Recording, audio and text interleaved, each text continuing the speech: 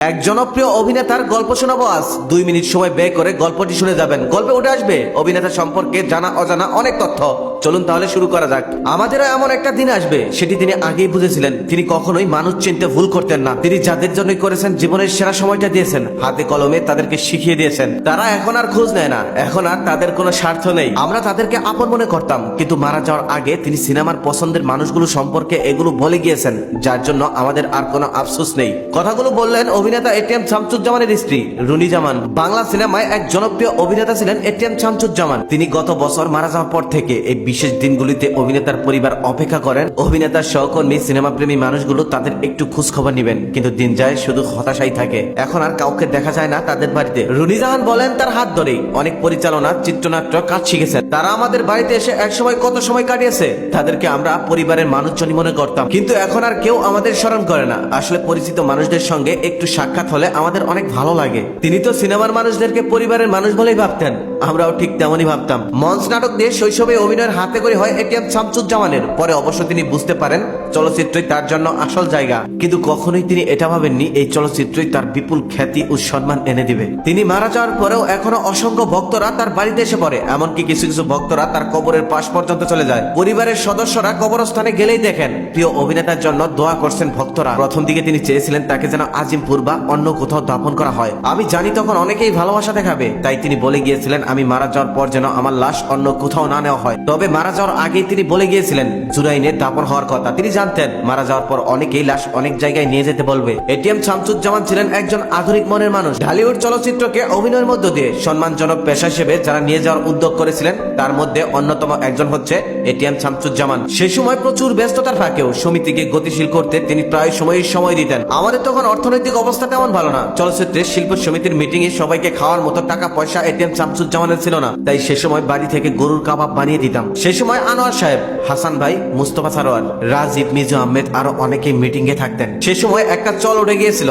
Meeting শেষে ভাবিদের হাতের খাবার খাওয়ার। আরো কয়েকজনের বাড়ি থেকে খাবার বানিয়ে নিয়ে আসতেন। মিটিং শেষে তারা সব খাবার ভাগাভাগি করে খেতেন। কিভাবে শিল্পীদের সম্মান করা যায়, কিভাবে নিয়ম শৃঙ্খলা বৃদ্ধি করা যায়, এই সময় মিটিং এ এগুলো নিয়ে আলোচনা করতেন তারা। আজকে মানুষটার জন্মদিন ছিল, শিল্পী সমিতির কেউ আজও মানুষটার একটু খবর নিল না। দীর্ঘশ্বাস ফেলে এই কথাগুলোই বললেন রুনি জামান। এটিএম শামসুজ্জামান মানে শুটিং এ অনেক ভিড়, অনেক দূর দূরান্ত থেকে মানুষ আসতো তার শুটিং দেখতে। অনেকেই গিফট নিয়ে আসতেন, কেউ নিয়ে আসতেন খাবার। কবে কি উপহার পেল সেগুলো রাতে খাওয়ার সময়, ঘুমানোর সময় আমাদের সাথে গল্প করতেন। কিন্তু তার স্ত্রীর করা একটা হুঁশিয়ারি ছিল, সময় মতো খাবার খেতে হবে, যে কারণে এই অভিনেতা সময় মতো খাবার খাওয়ার অভ্যাস পর্যন্ত গড়ে তুলেছিলেন। তিনি প্রচুর ব্যস্ততার মধ্যেও সময় মতো খাবার খেতেন। জীবনের বেশিরভাগ সময় তিনি গরম খাবার পছন্দ করতেন, কিন্তু শেষের দিকে চাইতেন না। শেষের দিকে শুধু তার স্ত্রীকে বলতেন তুমি সবসময় পাশে থাকো, রান্না করতে হবে না। বলতেন তুমি জানো না আমার ভয় করে, একদিন রান্না করবে, ফ্রিজে রেখে 4 দিন খাবো। যে মানুষটা ফ্রিজের খাবার পছন্দ করতেন না, ফ্রিজের খাবার কখনোই খেতেন না, সেই মানুষটার মুখে এমন কথা শুনে একদিন আমি অনেকটা ঘাবড়ে গিয়েছিলাম। তিনি হয়তো বুঝে গিয়েছিলেন তার সময় আর বেশি দিন নেই। এই সময় তিনি আরো বলতেন তাকে ছাড়া আমার জীবন কিভাবে চলবে।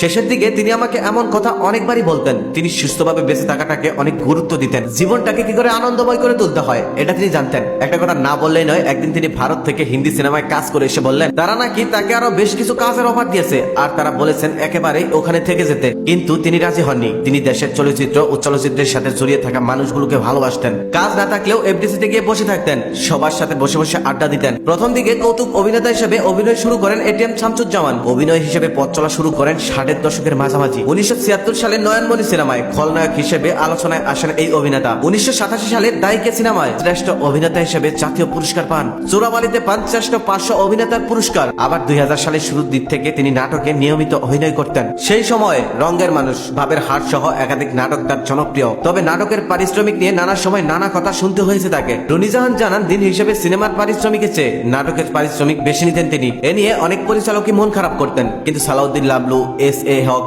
আলিফ ওরা কখনোই কিছুই বলতেন না। 1943 সালের 10 সেপ্টেম্বর নোয়াখালীর দৌলতপুরে নানা বাড়িতে জন্মগ্রহণ করেন তিনি। গ্রামের বাড়ি ছিলেন লক্ষ্মীপুর জেলায়, বোলাকোটের বড় বাড়ি থাকতেন ঢাকায়। এই অভিনেতাগুলোর অভিনয় নাটক সিনেমাগুলো আমাদের শৈশবের সাথে মিশে আছে। এমন অভিনেতা আর কখনোই আসবে না। আমরাও আর অত মনোযোগ দিয়ে নাটক সিনেমা দেখবো না। তখন তো ওই অভিনয়গুলোকে বাস্তব মনে করতাম, তবে এখন বুঝতে পারি অভিনয় করতেছে, তাই তেমন একটা আর ফিল